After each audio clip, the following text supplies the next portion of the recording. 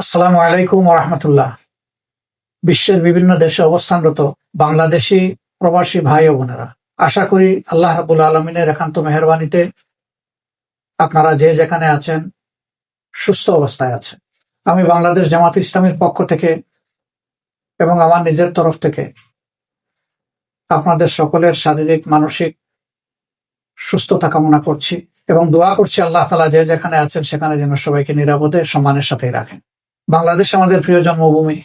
আপনারা জানেন আগামী বছর ত্রয়োদশ জাতীয় সংসদ নির্বাচন অনুষ্ঠিত হতে যাচ্ছে এবং এই নির্বাচন আগামী ফেব্রুয়ারি মাসে অনুষ্ঠিত হবে বলে আমরা দৃঢ়ভাবে আশা করছি। এই নির্বাচনে প্রবাসী ভাই ও বোনেরা যাতে তাদের ভোটের অধিকার প্রয়োগ করতে পারেন, এই জন্য পরিবর্তিত পরিস্থিতিতে গত বছরের 5ই আগস্টের পর থেকে দাবি আমরা অত্যন্ত জোরালোভাবে জানিয়ে আসছিলাম। আনন্দের বিষয়ে দাবি ইতিমধ্যে গৃহীত হয়েছে এবং ইতিমধ্যে প্রবাসে অবস্থানরত বাংলাদেশি ভাই বোনদের ভোটার রেজিস্ট্রেশনের কাজও চলমান রয়েছে। তার পাশাপাশি যারা একান্ত এই সময়টা দেশে আসতে পারবেন না, তারা যাতে তাদের ভোটটা নিশ্চিত হয় সেই জন্য এই প্রথমবারের মতো অনলাইনে অ্যাপসে ভোট দেওয়ার উদ্যোগ নেওয়া হয়েছে। কাজেই যারা আসতে পারবেন না তাদের দুটি রেজিস্ট্রেশন লাগছে, একটি ভোটার হওয়ার জন্য আর একটা ভোট দেওয়ার জন্য প্রবাসে অবস্থান করে। আর যারা দেশে আসতে পারবেন সেটা মোস্ট ওয়েলকাম, কারণ আপনারা বাংলাদেশের অর্থনীতির চাকাকে চালু রেখেছেন। আমাদের অর্থনীতিতে বৈদেশিক মুদ্রা আসে, 1 নম্বর খাত হচ্ছে আমাদের গার্মেন্টস, 2 নম্বর খাত হচ্ছে আমাদের প্রবাসী ভাই বোনদের রেমিটেন্স। কিন্তু গার্মেন্টের যে খাতে আসে সেই টাকাটা গার্মেন্টের খাতেই খরচ হয়েছে। আপনাদের টাকাটাই মূলত রাষ্ট্রের কাছে বেশিরভাগ ব্যবহৃত।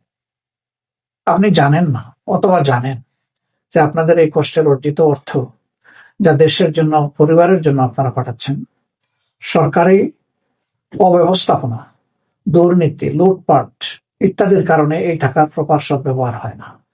আবার সেই জায়গায় আপনারা কোনো আওয়াজও সেভাবে তোলার সুযোগও দিতে পাননি। এবার ভোটার হওয়ার কারণে আপনাদের হাতে যে অস্ত্র এসেছে এটাকে প্রয়োগ করার মাধ্যমে আগামীতে এমন একটি সরকার ব্যবস্থাপনা গড়ে তোলার ক্ষেত্রে আপনারা গুরুত্বপূর্ণ অবদান রাখবেন বলে আমরা বিশ্বাস করি। আপনাদের আস্থা এবং বিবেচনা অনুযায়ী যেই দল কিংবা পক্ষ সরকার পরিচালনার দায়িত্বে পেলে জনগণের সম্পদের মালিক না হয়ে জনগণের সম্পদের পাহারাদার হবে এবং জনগণের সেবক হবে, সেই দলটার হাতেই আগামী দিনের চাবি দেশ পরিচালনার উঠুক, সেটা আমরা সকলে প্রত্যাশা করি, কামনা করি। বাংলাদেশ জামাত ইসলামী আপনাদের সকলের ভোটের অধিকারের প্রতি দারুণ শ্রদ্ধাশীল। এই জন্যই রিমিটেন্স যোদ্ধাদের সর্ববৃহৎ অথবা সবচেয়ে গুরুত্বপূর্ণ এই অধিকারটি তাদের হাতে তুলে দেওয়ার জন্য ছিল আমাদের লড়াই। এই লড়াই তখনই সার্থকতা পাবে যখন আপনারা ব্যাপক হারে ভোটে অংশগ্রহণ করবেন। আপনি অবশ্যই আপনার পছন্দের দল এবং প্রার্থীকে নির্বাচিত করবেন, এক্ষেত্রে আপনার পূর্ণ স্বাধীনতা রয়েছে। আমরা আশা করব অতীতের অভিজ্ঞতা, চলমান অবস্থা সামনে রেখে ভবিষ্যতে কার হাতে দেশের দায়িত্ব তুলে দিলে আপনাদের আশা আকাঙ্ক্ষার প্রতিফলন হবে, দেশে থাকা আপনাদের আপনজন প্রিয়জন স্বস্তি পাবে, একটি দুর্নীতিমুক্ত, চাঁদাবাজ মুক্ত, দখলদার মুক্ত, মানবিক একটি সমাজ প্রতিষ্ঠিত, বৈষম্যহীন সেই মানবিক সমাজ প্রতিষ্ঠার লড়াই আমরা চালিয়ে যাচ্ছি। এই লড়াইয়ে আপনাদের সকলের দোয়া, ভালোবাসার সমর্থন আমরা প্রত্যাশা করি। আপনারা ভালো থাকবেন।